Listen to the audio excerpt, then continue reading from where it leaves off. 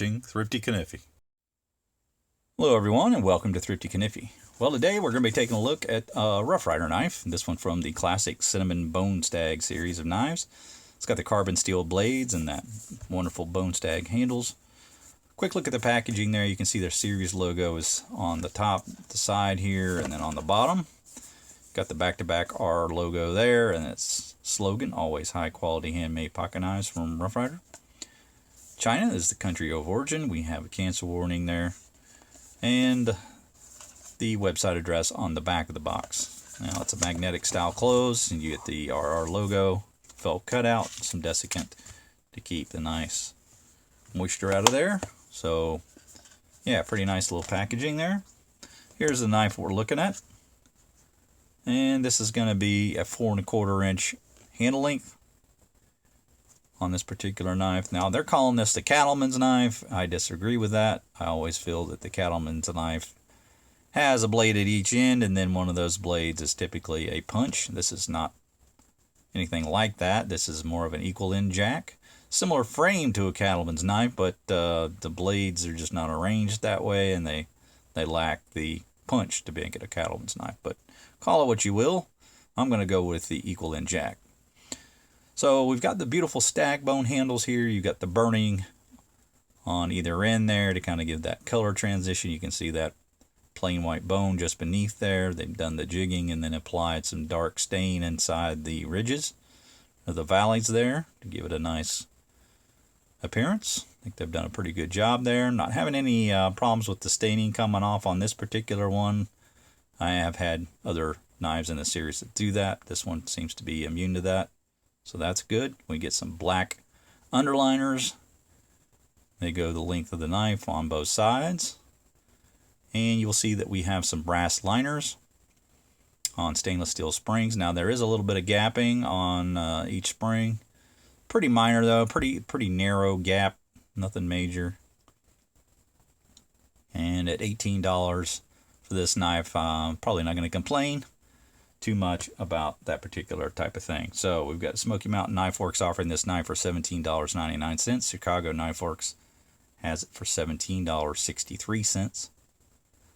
And if we look at the other side, we can see that the color matching is really good.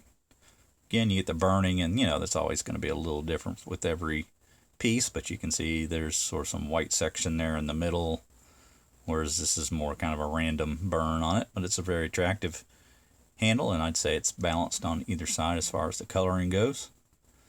Now the bolsters are nickel silver, and you can see we've got a pinch at either end and then a single thread. If we look at the transitions here, it's very smooth to the bone, and then we've got really nice pins that are all very rounded over and smooth. Nothing proud there. Feels good even in that ridge section there on that middle pin. Back side, much the same. Very smooth across the length, and good transitions to the bolsters there. So happy with the fit and finish overall. Again, just some minor gapping, but nothing I can't live with. So let's take a look at the blades. And one thing I want to mention, and it's much like some of the earlier Barlows that Rough Ryder released, this back blade's a little bit tricky to get into. You can kind of press down that main blade. You can see there's a little flex there, and you can push the spring down slightly, and that allows you to get your finger into the nail neck. But it is a little covered up, no doubt about it. So maybe coming up here at the very top is the best place to get your finger in there with best leverage, and then you can get this wonderful clip blade out. There's a good look at that. Now we've got mirror finish on these T10 carbon steel blades. The grind on this one's going to get a little bit wonky in the middle here, a little high, but not too terrible. And the other side you can see is a little better. It's a little more even across the length from tip to tang. And a good look at the swedging on there and the profile of the blade. Got some decent stock there, and then it profiles right at that clip is where they put the swedge, and it's a pretty decent little swedge down to a point. And if we look at the pull here, you can see it's a match track match strike style. You could strike a match on there, evidently. I've seen it done before, but it does take some amount of effort. Yeah, so mirror finished, nice composition in that metal, and you got the mirror finish on this carbon steel blade. So total length on this is 3 1/4, which is going to be over that UK limit, but the cutting edge is beneath that. So I'll let you guys argue with your copper and decide whether that's legal or not. But we've got about a 2 7/8 inch length on the cutting edge. A little bit of spotting on the blades, which is typical for these T10 carbon blades. I don't know, there's just like some little air bubbles or whatever it is. But I do have that here as well. I've experienced that on some of the other carbon steel blades. And some minor scratches in the mirror finish as well, even right out of the box. But overall, a really nice clip shape design on this clip point blade, and I don't mind the swedge so much on this one. Looks like they've done a good job of putting it in a good place. Doesn't interfere with the nail nick, so pretty happy with that. Also have very lovely action on the blade with a half stop there.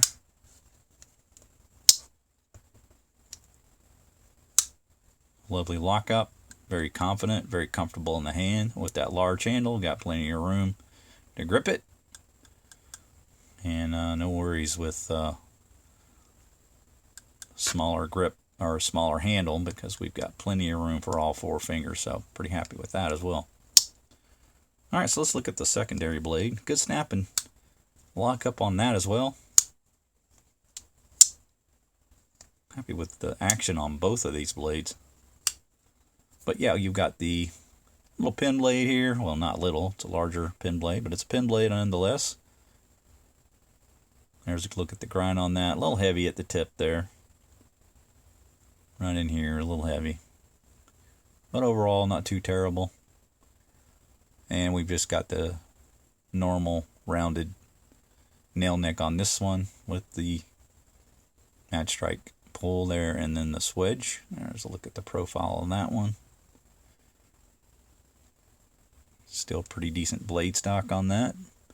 And then there is a nice grind on that side, a little better than the other side. There, again, the look on the swedge, so it's on both sides there. And it does appear that we have the Rough Ryder tank stamp on this one, logo, and also on the main blade. Forgot to mention that, but there you go. There's a look at that. So same tank stamp on both, just their logo like they have on the box, but they've kind of moved the RY underneath the Rough Ryder for the tang. So yeah, pretty neat little tank stamp there. But overall, really like the action on these 2 blades. Really good lockup. They look to be pretty centered. You can see these particular ones are pretty well centered. So they did a good job on the fit and finish all around on this one. Let's take a look at the length of the pin blade. So it's 2 1/4 inches, and then you got a cutting edge right at 2 inches. So decent sized pin blade. You can still get quite a bit of work done with that guy. Again, really comfortable with both blades. Not really having any hot spots with that hump there, kind of going between the knuckles, if you know what I mean. So it's not a huge problem. Seems like a natural position to carry the knife. Now, I don't know how long term, that would feel. This pull cuts are a little more comfortable, I'd say, than the regular grip, but not too terribly bad. Yeah, pretty happy with this knife overall. And again, I just don't really think it's a Cattleman knife. They came out with the marble ones, and they called it the same thing. It has the even the blade etch here that says cattle knife, but I've always thought this just to be a 2-bladed equal end jack. Got the longhorn